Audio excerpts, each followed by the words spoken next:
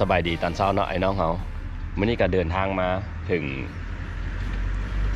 ขัวเนาะขัวข้ามน้องของเนี่ยขัวข้ามน้องของเมืองผักลายเนาะอันนี้โอ้น้ำหมอกตอนเช้าเนาะหมอกกุ้มเลยเบื้องนั้นก็จะเป็นฟังเมืองสารคามไปเวียงจันทน์เนาะขัวข้ามน้องของน้ำหมอกกุ้มเลยเนาะโอเคเดี๋ยวเราไปเจอกันอยู่หมายเนาะวาร์ปไปเลยเนาะ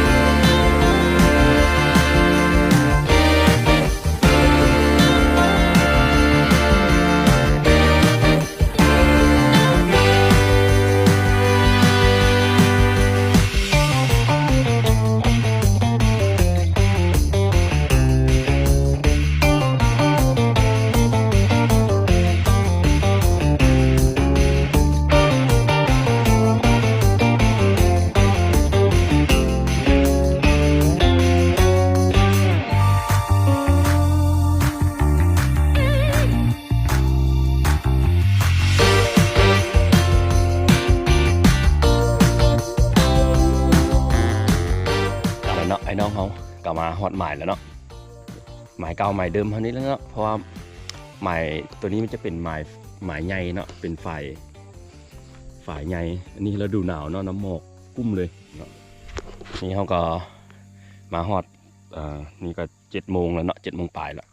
ออกมาแต่5 โมง โอเคหนาวนะใช้เวลาเดินเติมไปรุ่นบนน้ำกันเนาะมื้อนี้เขาสิเป็นอย่างไรเนาะจะมาใส่กบยางบักตลอดตีไปทุกรุ่นเลยนะเนาะตีไปเรื่อยๆนะสภาพแวดล้อมนี้เมื่อคืนนี่ฝนตกเล็กน้อยเนาะฝนตกเล็กน้อยพอดินลายโอเคเนาะเตรียมอุปกรณ์แล้วก็ลงน้ำกันเลย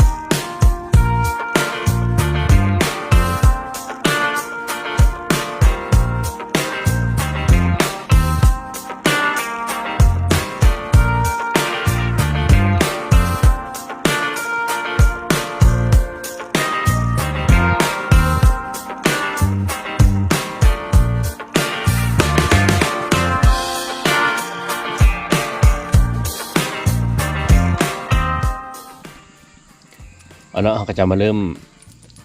มื้อนี้จะมาเริ่มใส่ไข่โดสีบัวนี้เนาะลองมึงเนาะเริ่มต้นใส่ไข่โดสีบัวแล้วก็จะเปลี่ยนไปใส่เรื่อยๆเนาะมื้อนี้เราจะใส่เบิดทุกรุ่นเลยโอเคน้ำหมอกยังหลายอยู่เนาะลองมึงว่าสิเป็นจังไหนมาสิมีตู่บ่คอยเลาะตีไปเนาะ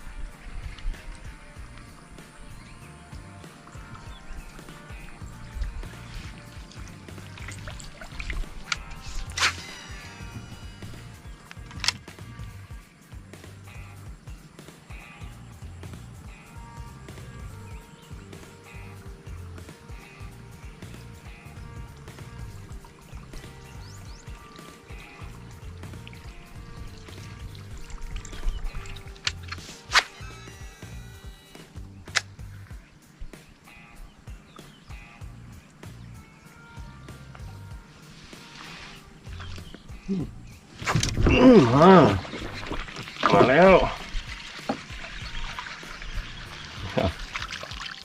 โอเค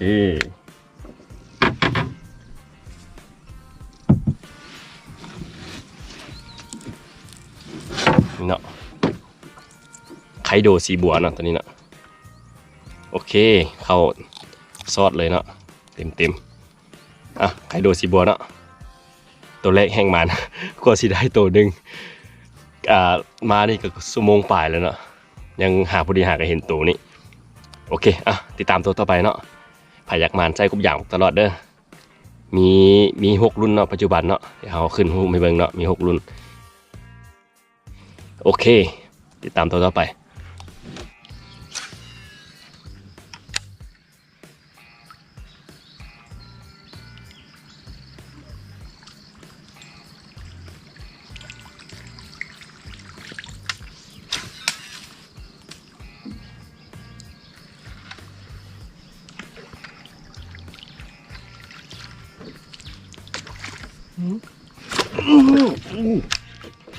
ไงโอ้เต็มเลย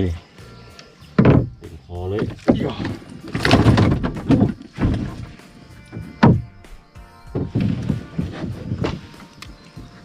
นี่เนาะเรียบร้อยโอ้ตัวนี้ไซส์ใหญ่อยู่ได้เนาะเบิ่งพอดีศอกหนึ่งเลยเนาะนี่เนาะพอดีศอกหนึ่งเลยพอดีศอกหนึ่งไคโดสีบัวเนาะตัวนี้กลืนลงไปเลยเนาะโอเคอยากหมานไซกบยางตลอดเด้อฝากติดตามตัวต่อไปเนาะ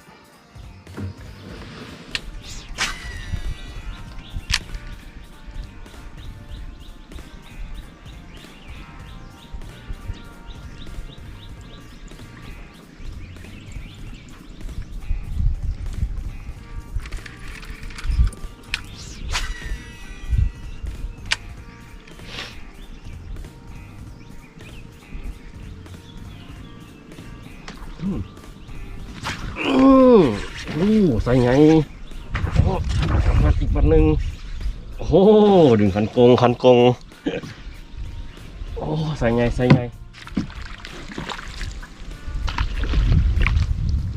เดี๋ยวขาไม่วันแง่แล้ววันแน่แล้ว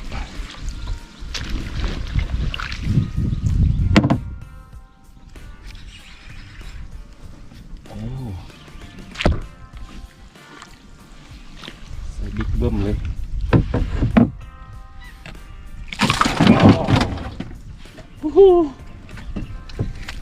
yes เขาเต็ม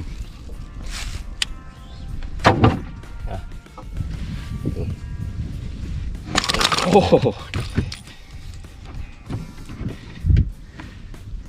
เอายักษ์หมานใส่กบยางบักตลอดเนาะยักษ์หมานเนาะนี่ใส่ดีๆใหญ่ๆเลยมัจจุราชตัวนี้เนาะมัจจุราชสีน้ำตาลเนาะกลืนลงไปเลยโอเคโอ้นี่พอดีซอกหนึ่งตัวนี้ก็ได้โอ้น่าจะ7-8 ขีดได้อยู่เนาะเกือบโลโอเคอยากหมานใส่กับยางตลอดเนาะติดตามตัวต่อไป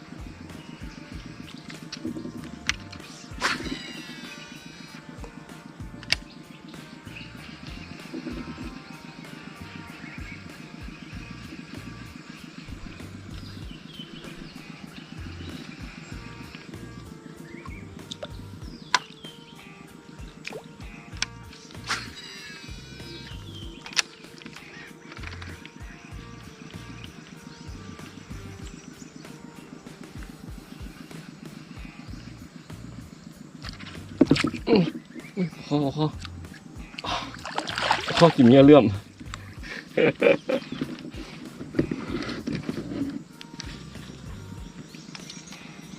เนาะตีกบอย่างบ่กินตีกบอย่างบ่กินพอดีเห็นปลาสูตรมันไล่กัดเปลือกอย่างปลาสูตรน้อยแล้วก็เลยเอาไมโครสปูนนี่ตีเบิ่งเอ้าเรียนมากินเฉยๆโอเคตัวใหญ่เติมเนาะนี่เนาะนะติดตามตัวต่อไป